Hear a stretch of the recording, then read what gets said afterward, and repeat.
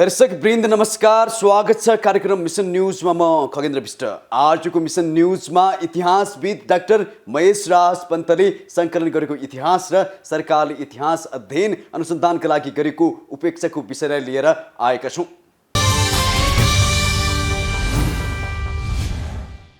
उमेरले 79 वर्ष पुरा भई 80 वर्षमा लाग्नु भएका इतिहासविद डाक्टर महेश राज पन्त अहिले पनि नेपालको इतिहासको खोजीमा लागिरहनु भएको छ।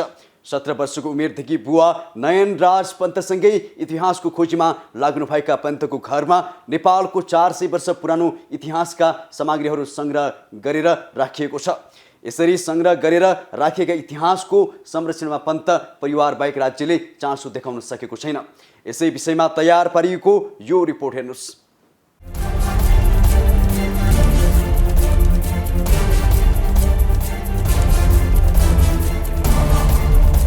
बिहान उठ्यो, नित्यकर्म सकेर किताब नै छोयो। बेलुका सुत्दा पनि किताबको माझमै सुत्यो। घरको दायाँ कोठामा गयो, त्यहाँ पनि किताब। बायाँ कोठामा गयो, त्यता पनि किताब। माथिल्लो तलाका कोठाहरूमा पुग्यो, त्यहाँ पनि किताब।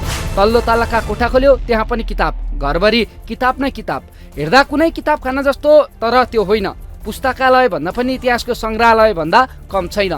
घरका कोठाहरूमा भएका यी किताबका साथी 80 वर्षीय डाक्टर महेश राज पन्त, इतिहासका ज्ञाता जो 17 वर्षको उमेरदेखि नै इतिहासका बारेमा अध्ययन गर्दै हिँडे। अहिले उनी बस्ने घर नेपाली ऐतिहासिक किताबको सङ्ग्रहालय हो भन्दा फरक पर्दैन। पन्तको घरमा नेपालको 400 वर्षभन्दा पुराना इतिहास सम्बन्धी पुस्तकहरू छन्। यो अहिले सङ्ग्रह गरेको इतिहास छ नि, यो कति सालदेखिको चाहिँ इतिहास चाहिँ तपाईँले सङ्ग्रह गर्नुभएको छ? तपाईँले भन्नुभएको यो चाहिँ डकुमेन्टहरू भन्नुभएको? हजुर हो। डकुमेन्ट अब हाम्रो घरमा चाहिँ हाम्रो सङ्ग्रहमा त्यो चाहिँ 400 वर्ष पुरानो यताका छन्। हजुर हजुर।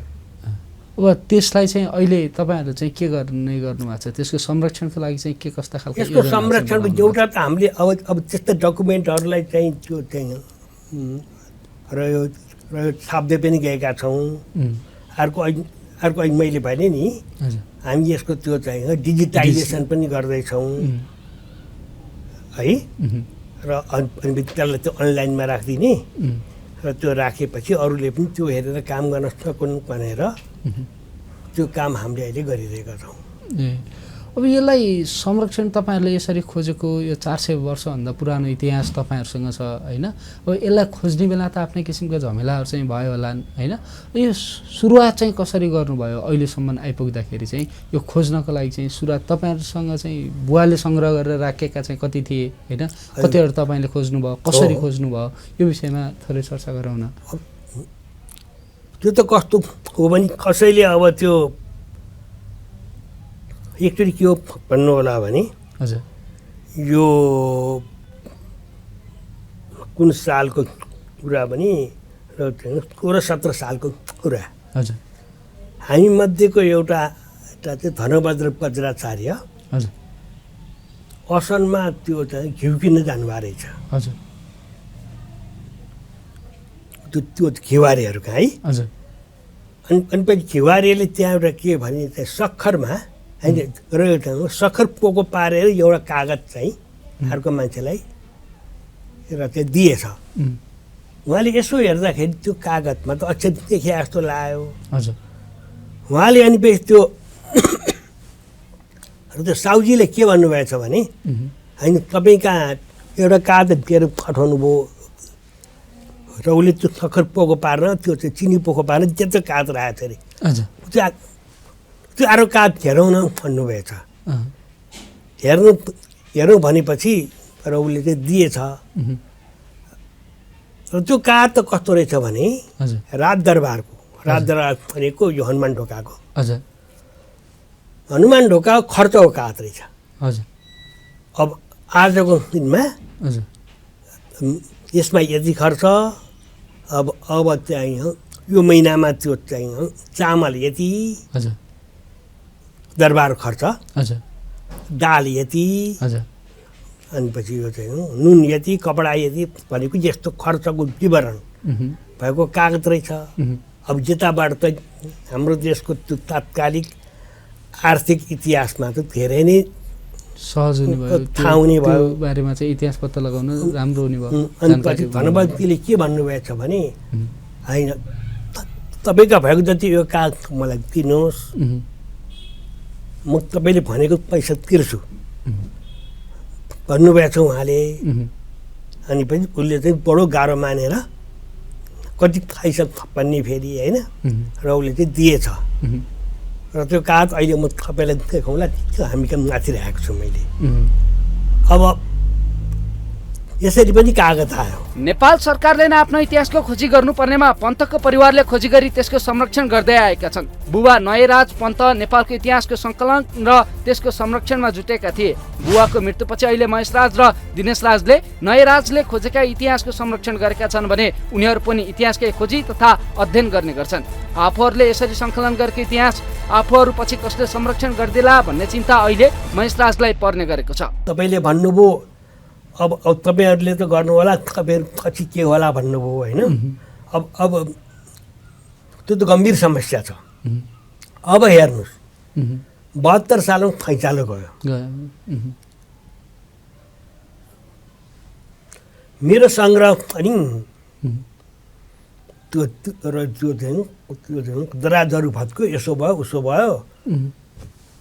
अनि पछि किताबहरू थिचे। मैले 6 महिनामा मैले चाहिँ त्यसको त्यो व्यवस्था गरेँ। अनि पछि त्यो मलाई चाहिँ 2.5 लाख रुपियाँ चाहिँ त्यो मेरो खर्च भयो। अब उता हेर्नुहोस् यो चाहिँ राष्ट्रिय पुस्तकालयमा उसमा त्यो चाहिँ बोरामा राखिरहेछन् त्यसरी पुस्तकालयमा। त्यहाँ त अब त्यो चाहिँ लाखौँको बजेट छ। काम गर्ने पनि जति पनि छन् होइन। अब त्यो त इच्छा शक्ति हो के, विल पावर हो होइन। त्यो मैले यति सानो रूपमा चाहिँ गरिरहेको छु।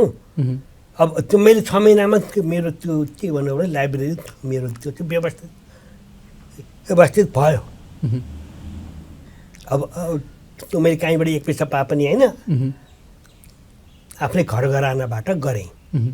अब यो पछि के हुन्छ त म त भन्न सक्दिनँ। हेर्नुहोस् मेरो घरमा यो के भने 4.5 कला छ। अब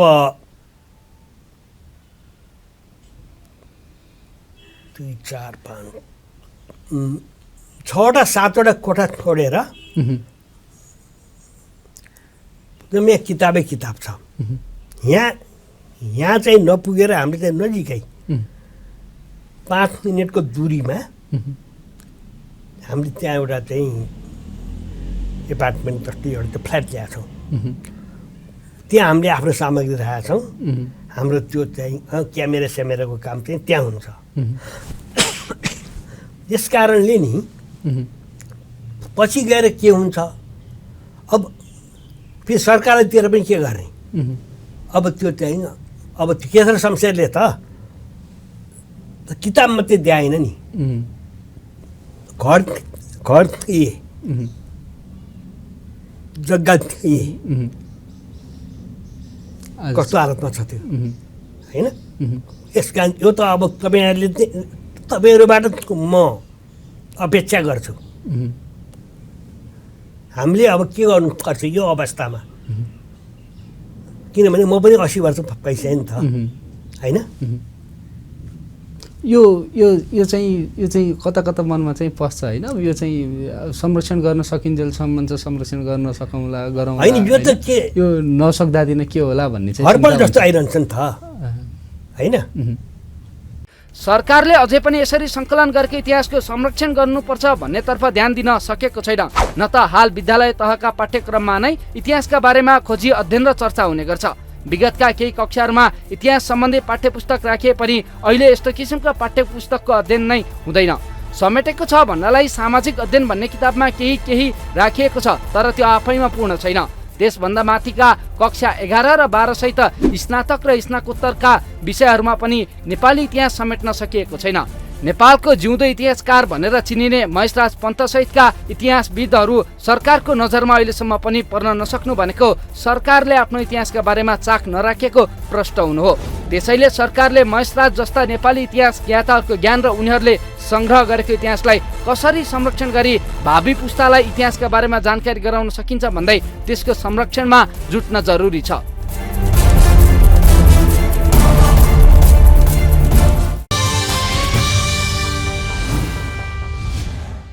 नेपालीमा एक कहावत छ, कुलको संरक्षण गर्न सके मात्रै पनि जीवित हुनुको सार्थकता हुन्छ। हाम्रो देशको कुल भनेको नै हाम्रो इतिहास हो। केही समय अगाडि जस्तै लाग्ने माओवादी सशस्त्र द्वन्द्व समेत अहिले इतिहास बनिसकेको छ। नयाँ पुस्तालाई किन माओवादी सशस्त्र युद्ध भएको थियो भन्ने बारे जानकारी हुन इतिहास नै खोज्नुपर्छ। त्योभन्दा अगाडि 46 साल र 7 सालको आन्दोलनका बारेमा जान्नका लागि त अझ मिहिनेत गर्नुपर्छ। त्यहाँ भन्दा अगाडिका किराँतकाल, लिच्छविकाल, मल्लकालका बारेमा जानकारी लिन कति कठिन छ।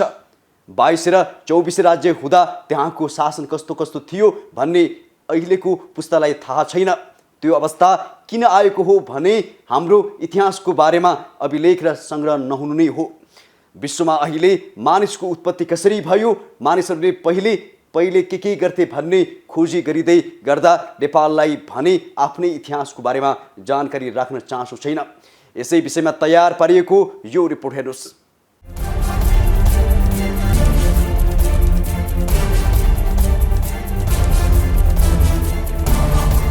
इतिहासको आफ्नै पहल र आफ्नै खर्चमा सङ्कलन गर्दै आएका महेशराज पन्त आफूहरूले खोजेको इतिहासको संरक्षणका लागि पटक पटक मन्त्रालयमा पुगेका छन्। तर उनले मन्त्रालयमा पुगेर सङ्कलित इतिहासको संरक्षण गर्न आवश्यक बजेट छुट्याउन आग्रह गर्दा वा त्यसको संरक्षणका लागि सरकारले नै योजना बनाउन अनुरोध गर्दा मन्त्री तथा सचिवलाई भेट्नै गाह्रो हुने र भेट पाउँदा पनि आश्वासन मात्रै पाउने गरेको उनको नमिठो अनुभव छ।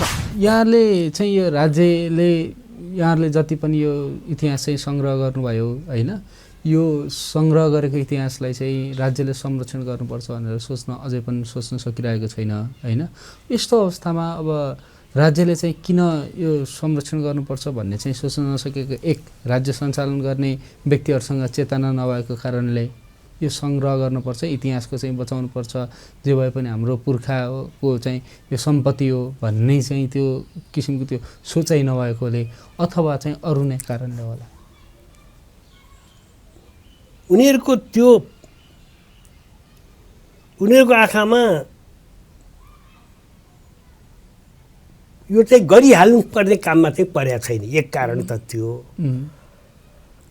अर्को कारण के छ भने अब यता चाहिँ राज्यले आफ्नो मान्छे खोज्छ। हामी त राज्यको मान्छे भएनौँ। एकचोटि म चाहिँ अब यता पैसा पनि चाहियो र त्यो आएको पैसा त्यहाँ फेरि हाम्रो सांस्कृतिक मन्त्रालयबाट पैसा आउनाले फेरि मैले संस्कृति मन्त्रालयले गएर एकचोटि मैले भेट्न गएँ र त्यो भेट पाउनु पनि कस्तो गाह्रो उनीहरूलाई। उनीहरू त घेरेर फस्या हुन्छन्। त्यहाँ मन्त्रीसँग भेट्न, सचिवसँग भेट्नै गाह्रो भयो होइन। अब उनीहरूले फेरि यस्तो काम पनि हामीलाई दिनुभन्दा चाहिँ अरूलाई दिनु चाहिँ सुहाउँछन् उनीहरू। किनभने चाहिँ हामीबाट त अहिले त फेरि चाहिँ फलानलाई काम दिएर के हुन्छ र होइन। यसकारण उनीहरूलाई त्यस्तो ऐतिहासिक सामग्रीहरूको सुरक्षा गर्ने हो भने त राष्ट्रिय अभिलेखाले पनि गरिसक्थे नि त अहिलेसम्म। यसकारण यो चाहिँ के भने गरिहाल्नु पर्ने काममा चाहिँ परेको छैन यस्तो काम। निवर्तमान राष्ट्रपति विद्यादेवी भण्डारीको पहलमा संशोधन मण्डलबाट प्रकाशन भएका र खोजी गरिएका इतिहासलाई संरक्षण गर्न 50 लाख रुपैयाँ बजेट छुट्याइएको थियो। भण्डारीले चासो देखाएपछि बल्ल बल्ल छुट्टिएको बजेटबाट अहिले पन्तले संग्रहित इतिहासलाई डिजिटलाइज गर्न लागिरहेका छन्। अहिले उक्त पैसा सकिन लाग्यो, बाँकी काम पुरा गर्न रकम माग्न जाँदा सरकारले चासो देखाएन। यसरी इतिहासको संरक्षणमा सरकारले चासो नदेखाएपछि नयाँ पुस्ताहरूमा पनि इतिहासको खोजी सम्बन्धी चासो कम हुँदै गएको पाइएको छ। पछिल्लो समय जसरी तपाईँहरूले चाहिँ नेपालको यो इतिहास लेख्नुभयो होइन, जसरी चाहिँ तपाईँले यो इतिहासको बारेमा खोज अध्ययन अनुसन्धान गर्नुभयो, त्यस्तो खालको चाहिँ नयाँ जेनेरेसन नयाँ पुस्ता चाहिँ जन्मिएन, छैन भनौँ होइन। यो हामीले चाहिँ हाम्रो पुस्ताहरूमा चाहिँ त्यति साह्रो चाहिँ त्यो देखिसकिएको छैन। तपाईँहरूले चाहिँ यो कस्तो खालको चाहिँ महसुस गर्नुभएको छ? यो देख्नु भएको छैन अथवा चाहिँ के छ, के भन्नु होला जन्मिए छैनन्? यो के भन्नु होला भने शिक्षा पद्धतिको यो दोष हो। मैले अहिले भने नि यहाँको शिक्षा पद्धति पहिला पनि थिएन, अहिले त एकदम खतम भइसक्यो। हेर्नुहोस् अब अहिले के भन्नु भने साँच्चै भन्नु भने चाहिँ गल्ली गल्लीमा युनिभर्सिटी खुलेका छन् होइन। तर तिनी युनिभर्सिटीमा हाम्रो इतिहासको बारेमा त पढाइ हुँदैन होइन, केहीको पनि पढाइ हुँदैन। इतिहास मात्र होइन, उनीहरू भारतबाट भारतीय युरोप अमेरिकाको त छोडिदिनुहोस्, भारतीय त्यो के भन्नु होला भने चाहिँ विद्वानहरूसँग पनि आफ्नो विषयमा उनीहरू के भन्नु होला भने चाहिँ प्रतिस्पर्धा गर्न सक्दैन।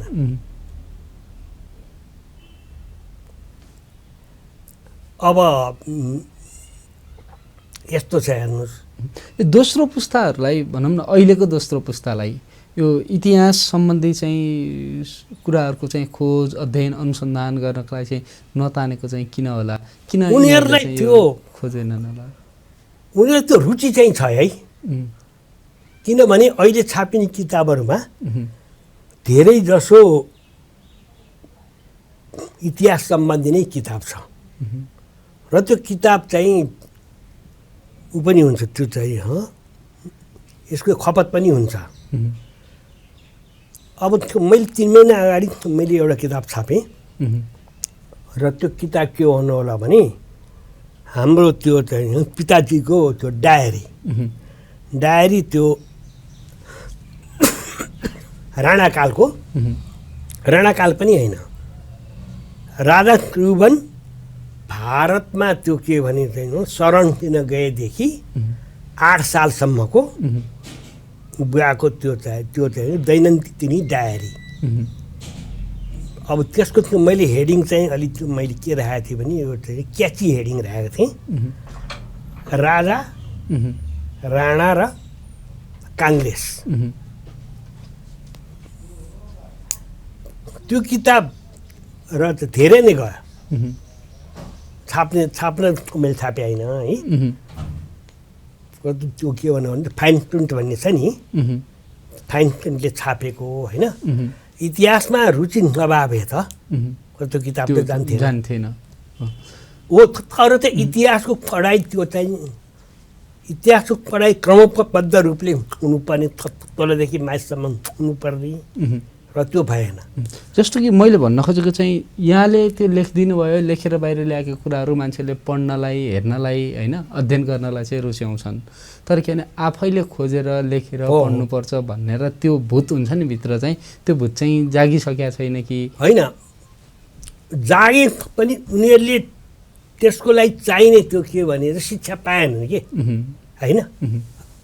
अब तपाईँलाई इच्छा ल्याएर मात्रै भएन। विकसित मुलुकहरूले आफ्नो इतिहासको संरक्षण गर्दै त्यसलाई पर्यटनसँग समेत जोड्ने गरेका छन्। नेपालमा भने त्यसतर्फ न त सरकारले नै चासो छ, न त नागरिकहरूले नै चिन्ता व्यक्त गर्न सकेका छन्। यसरी नै इतिहासप्रति व्यवस्था गर्दै जाने हो भने नेपालले आफ्नो ऐतिहासिक पहिचान नगुमाउला भन्न पनि सकिँदैन।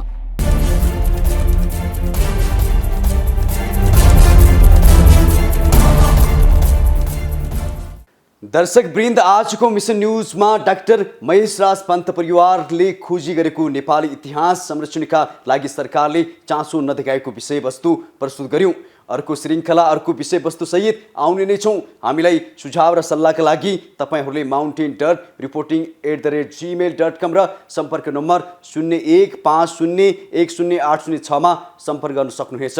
हाम्रो कार्यक्रम www.emountaintv.com YouTube channel mountain TV एचडीमा पनि हेर्न सक्नुहुनेछ। अहिलेका लागि भने माउन्टेन टेलिभिजन एचडी को मिसन न्युजबाट बिदा दिनुहोस्। नमस्कार।